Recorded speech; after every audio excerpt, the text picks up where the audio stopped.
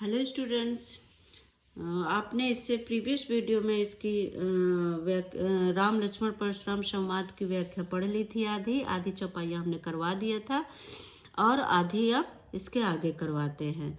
ठीक है, तो इसके पहले का आप मेरे प्रीवियस वीडियो में देखें, मिल जाएगा। तो आज से हम अभी यहाँ से शुरू करते हैं। ठीक है। कौशिक सुनहु मंद यह बालक, कुटिलु काल बस निज कुल घालकु। भानुवंश राकेश कलंकु, निपट निरंकुश अबुधु असंकु। काल कबलु हुई है छन माही, कहो पुकार खोर मोहि नाही। तुम हटकहु जो चहूँ उबारा, कहीं प्रताप बल रोसु हमारा। क्या कह रहे हैं? जब विश्वामित्र जी बोलते हैं परशुराम जी से कि इसे बालक समझकर आप क्षमा कर दें, तो फिर परशुराम जी कहते हैं विश्वामित्र जी से, हे विश्वामित्र सुनो, यह बालक बड़ा ही कुबुद्धि है और कुटिल है। ठीक है, ये बहुत ही कुटिल बालक है। काल के वश में होकर यह अपने कुल का घातक बन रहा है। ये अपने कुल पर कलंक लगा रहा है। भानुवंश राकेश कलंकु, यह भानु क्या है? सूर्यवंशी यानी सूर्यवंशी जो उनका राम जी का वंश है, उसके बारे में भानुवंश बोल रहे हैं। ठीक है। भानुवंश राकेश कलंकु, यह सूर्यवंश रूपी पूर्ण चंद्र का कलंक है। ठीक है, राकेश चंद्र का कलंक है। यह बिल्कुल उद्दंड बालक है। निपट निरंकुश अम्बुध असंकु, यह बिल्कुल उद्दंड बालक है, मूर्ख और निडर है। ठीक है। काल कबलु हुई छन माही, क्या कह रहे हैं आगे विश्वामित्र जी? यह बिल्कुल उदंड और मूर्ख निडर है। अभी क्षण भर में यह काल के बस में आ जाएगा। काल किसको कहते हैं? मृत्यु को। ठीक है। तो क्या कह रहे हैं कि काल कबलू हुई है छनमाही, ये क्षण भर में काल के बस में आ जाएगा। कहो पुकार खोर मोहि नाही, क्या कह रहे हैं? मैं पुकार कर कह देता हूँ, फिर मुझे कोई, मैं बार बार ये बोल देता हूँ, फिर मुझे कोई दोष न दे। अभी इसको आप समझा लें। तुम हट कहूँ जो चहूँ उबारा, कहीं प्रताप बल रोस हमारा। लखन कहे सुनि सुजसु तुम्हारा, तुम्हि अछत को बरनय पारा। अपने मुँह तुम आपन करनी, बार अनेक भांति बहुबरनी। ठीक है। अब क्या कह रहे हैं? तुम हट कहूँ जो चहूँ उबारा। तो अब यदि तुम क्या कर रहे हैं? यदि तुम इससे बचना चाहते हो तो हमारा प्रताप, तुम अगर इससे बचना चाहते हो तो हमारे बारे में आप जान लो। मेरा प्रताप, मेरा गुस्सा, मेरे बारे में आप जान लो। ठीक है। तो और मेरा ये बतलाकर इसे कृष्ण वो परशुराम जी बोलते हैं लक्ष्मण को कि तुम जो है मेरे गुस्सा और मेरे प्रताप के बारे में जान लो। लखन कहे मुन सुजस तुम्हार, लखन जी बोले तुम्हारी अछत को बरनय पारा। क्या कह रहे हैं कि लक्ष्मण जी ने कहा, हे मुनि, आपका सुयश, आपके रहते दूसरा और कौन वर्णन कर सकता है? आप, लखन जी कहते हैं, आपके यश के बारे में आपके रहते और कौन वर्णन कर सकता है? ठीक है। आप बार बार अपने मुंह से अपनी करनी अनेकों बार बोल चुके हो। अपने बारे में अपनी बड़ाई आप उतनी देर से बोलते जा रहे हो। हमने बहुत बार आपके मुंह से ये वर्णन सुन लिया है। नहीं संतोष ता पुण्य कछु कहूँ, जन ऋष रोगी दुसह दुख सहूँ। क्या कह रहे हैं कि नहीं संतोष ना, आप जो है नहीं अपने जो है क्रोध रोक कर, ठीक है, अपना जो है क्रोध रोक कर आप दुख ये मत सहिए, ये अपने अंदर संतोष मत करिए, आप वीरता को धारण करें। ठीक है। जन ऋष रोक दुसह दुख। आप ये वीरता को अपने रोके नहीं, वीरता को धारण करें, ठीक है। धारण करने वाले धैर्यवान बने, क्षोभ रहित बने। गाली देते आप शोभा नहीं देते हैं। क्या कह रहे हैं? वीर वर्ति तुम अपना वीर धारण करो। गाली देत न पावो शोभा, गाली देते शोभा नहीं पाते। सूरवीर तो युद्ध में सूरवीरता का प्रदर्शन करते हैं। वो बार बार अपने बारे में बोलते नहीं, अपने यश का गुणगान नहीं करते हैं। वो युद्ध में अपनी सूरवीरता दिखाते हैं। ये सब कहकर अपने आप को वो प्रदर्शित नहीं करते हैं, ठीक है। शत्रु को युद्ध में उपस्थित पाकर कोई क्या कह रहे हैं कि वीर व्रत तुम धीर शोभा, गाड़ी देत न पावो शोभा। जो वीर लोग होते हैं वो अपनी वीरता दिखाते हैं, ठीक है। सुर समर करनी करही कहीं न जानहु आपो, विद्यमान रन पाई रिपु कायर खतहि प्रतापु। अब क्या कह रहे हैं यहाँ पे देखिए, आप युद्ध में सूरवीरता का प्रदर्शन करते हैं। जो सूरवीर होते हैं वो युद्ध में अपने वीरता का प्रदर्शन करते हैं, ठीक है। ये सारी चीजें बताकर अपने आप को प्रदर्शित नहीं करते हैं, अपने आप को बताते नहीं हैं।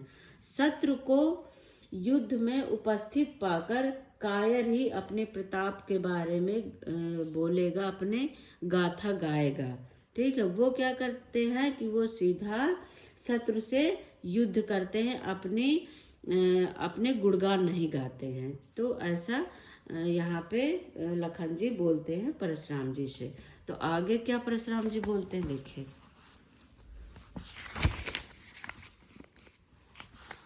तुम तो कालु हाँक जन लावा, बार बार मोह लांगी बुलावा। अब क्या कह रहे हैं कि अब उनको गुस्सा आ रहा है परशुराम जी को, तो क्या बोले, सुनत लखन के वचन कठोरा, परस सुधारि धरेउ कर घोरा। अब जन देई दोष मोहि लोगु, कटुवादी बालक बच जोगु। बाल बिलो की बहुत मैं बाचा, अब यूं मर निहार भा साचा। अब क्या कह रहे हैं कि आप तो मानो काल को हाँक लगाकर बार बार उसे मेरे लिए बुलाते हैं। तुम तो कालू हाँक जन लावा, बार बार मोहि लाग बुलाओ। लखन जी कह रहे हैं आप तो मानो काल को बार बार बुलाते हैं, बार बार ये फरसा मुझे दिखाते हैं और उसे मेरे लिए काल को बुलाते हैं, ठीक है। तो आप वो जो बार बार फरसे दिखा रहे थे, वो बार बार कह रहे थे कल तुम काल के पास हो, तो वही कह रहे हैं लखन जी कि आप तो बार बार काल को बार बार बुला रहे हैं और उसे मेरे लिए बुलाते हैं। ये सुनकर लखन जी के वचन कठोर, ऐसे कठोर वचन सुनकर लखन जी के परशुराम जी अपना जो फरसा होता है उसे सुधार कर, मतलब संभाल कर धारण करते हैं। क्या करते हैं परशुराम जी, अपने भयानक फरसे को सुधार कर हाथ में फिर उन्होंने ले लिया, ठीक है। अब जन देव दोष मोहि लोगा, क्या कर रहे हैं, अब कोई मुझे दोष ना दे, ठीक है। ये कटुवादी, ये कड़वा वचन बोलने वाला बालक अब मारे जाने के योग्य है। बाल बिलो की बहुत मैं बाचा, अब यह मर निहार वह साचा। अब मुझे कोई दोष ना दे, यह कड़वा बोलने वाला बालक मारे जाने के योग्य है। इसे बालक देखकर मैंने बहुत बचाया, ठीक है। इसे बालक देखकर मैंने बहुत बचाया, पर यह सचमुच मरने के योग्य ही है, ये मरने के लिए ही आया है, ठीक है। कौशिक कहा क्षमिए अपराधु। कौशिक कौन है? ये उनके विश्वामित्र जी, राम जी और लक्ष्मण जी के गुरु विश्वामित्र जी के बारे में कौशिक कहा गया है। तो विश्वामित्र जी ने कहा क्षमा कीजिए बालकों के दोष को, ठीक है। क्या कह रहे हैं कि क्षमा कीजिए आप बाल दोष गुण गनहि न साधु, बालकों के दोष को आप क्षमा करें। विश्वामित्र जी बोले इनसे विश्वामित्र जी बोले किनसे, परशुराम जी से, ठीक है, कि बालकों के दोष और गुण को साधु लोग भी नहीं गिनते, इन्हें क्षमा कर दीजिए। जो बालकों के गुण और दोष होते हैं उनको साधु लोग नहीं गिनते हैं। फिर क्या कहते हैं, उत्तर देत छोड़ बिन मुआरे।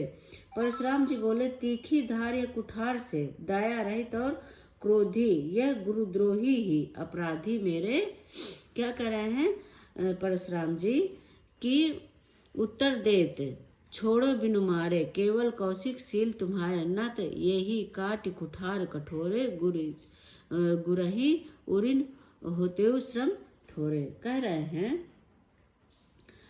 कि इतने पर भी मैं इन्हें बिना मारे छोड़ रहा हूँ। हे विश्वामित्र, इतने पर भी मैं इन्हें बिना मारे छोड़ रहा हूँ, केवल तुम्हारे प्रेम से, ठीक है, केवल तुम्हारे प्रेम से, नहीं तो इसे इस कठोर कुठार से अभी पल भर में मैं कठोर कुठार से काटकर थोड़ी ही परिश्रम से पल भर में ही मैं गुरु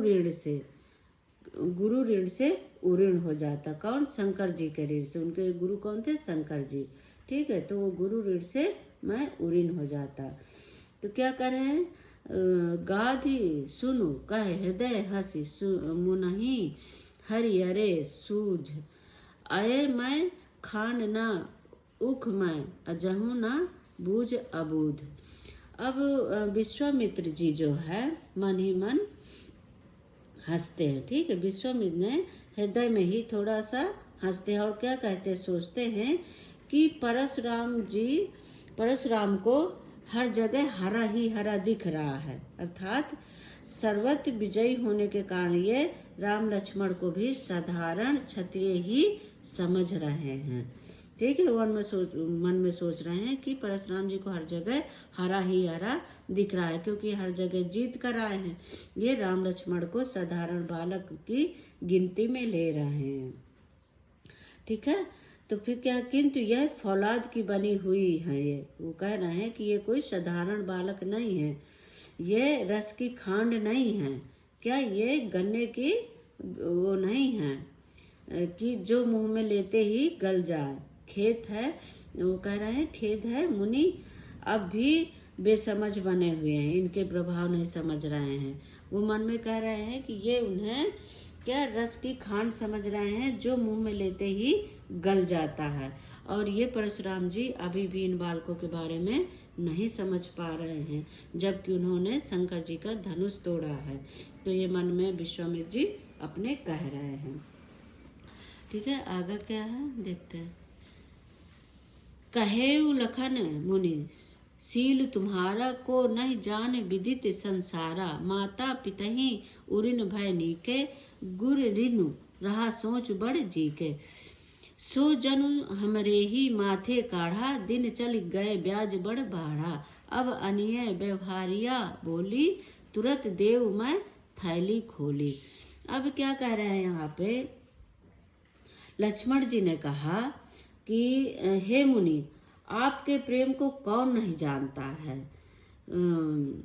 कहे लखन सील मुनि सील तुम्हारा, हे मुनि आपके प्रेम को कौन नहीं जानता, संसार में सब जानते हैं, आप संसार भर में प्रसिद्ध है। माता पिता के से तो आप अच्छी तरह से उऋण हो गए, माता पिता के ऋण से तो आप उऋण हो गए हैं।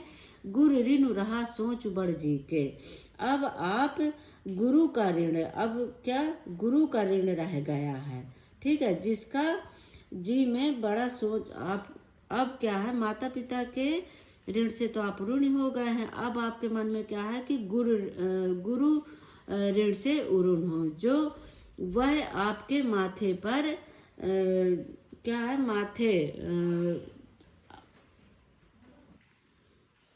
सो जन हमारे माथे काढ़ा, क्या कह रहे हैं कि वह मानो हमारे ही मत्थे कढ़ गया हो, दिन चल गए ब्याज बढ़, काफी दिन हो गए हैं तो इसलिए ब्याज भी बढ़ गया होगा। ये लखन जी व्यंग कर रहे हैं परशुराम जी पर। अब अन्य व्यवहारिया बोली, तुरंत देव मैं थैली खोली। अब वो क्या कह रहे हैं कि अब किसी हिसाब करने वाले को बुला लाइए तो मैं आपका हिसाब कर दूं, मैं थैली खोलकर तुरंत आपको यहीं दे दूं। ठीक है। तो आगे सुन कटु वचन कुठार सुधारा, हाय हाय सब सभा पुकारा। कृष्ण वो लखन जी के कटु वचन सुनकर, कड़वे वचन सुनकर परशुराम ने अपना कुठार यानी फरसा फिर से सुधारा, उसे फिर संभाला। तो सारी जो सभा बैठी थी वो फिर डर गई, वो हाय हाय करने लगी। भृगुबर परसु दिखावो मोही, विप्र विचारी बचो नृप दोही।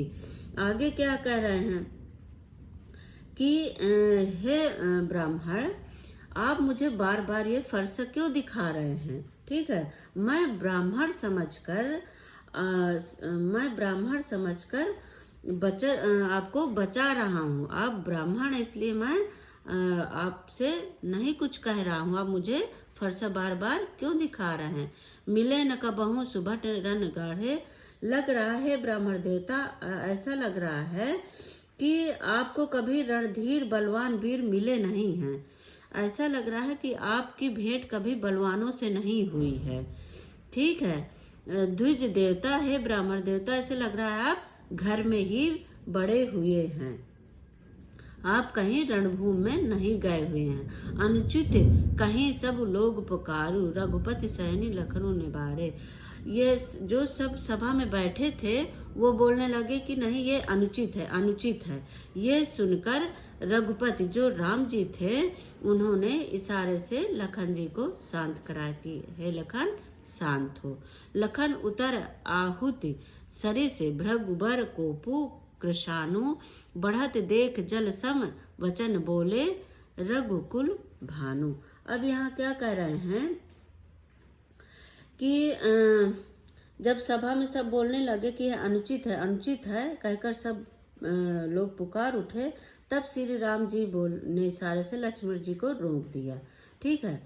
तब लक्ष्मण जी से उत्तर से जो आहुति के समान थे, जो उन्होंने लक्ष्मण जी ने उत्तर दिए थे, उनके लिए परशुराम जी के क्रोध रूपी अग्नि को, जो लखन जी ने उत्तर दिए थे परशुराम जी के सवालों के, जो कितने कठोर उत्तर दिए थे, वो क्या थे कि एक आहुति, जैसे अग्नि में आहुति डालते हैं ना तो भड़क उठते हैं, उसी तरह परशुराम जी के सवालों में जो बातें थी उनका जो कठोरता से लखन जी ने उत्तर दिया था वो आहुति के समान थे परशुराम जी के गुस्सा में। तो उसी को उन्होंने श्री रामचंद्र जी ने अपने शांत जल रूपी वचनों से शांत करवाया। ठीक है। क्या था, जो आहुति के लक्ष्मण जी के उत्तर से जो आहुति के समान थे परशुराम जी के क्रोध रूपी अग्नि को बढ़ते देखकर रघुकुल के सूर श्री रामचंद्र जी, सूरवंशी श्री रामचंद्र जी जल के समान शांत करने वाले अपने वचन बोले। उन्होंने फिर परशुराम जी को शांत कराया। आई होप बच्चों आप लोगों को समझ में आया होगा, और कहीं कोई दिक्कत आए तो आप कमेंट करके पूछे, आगे मैं इसके आप लोगों को प्रश्न उत्तर करवाऊंगी।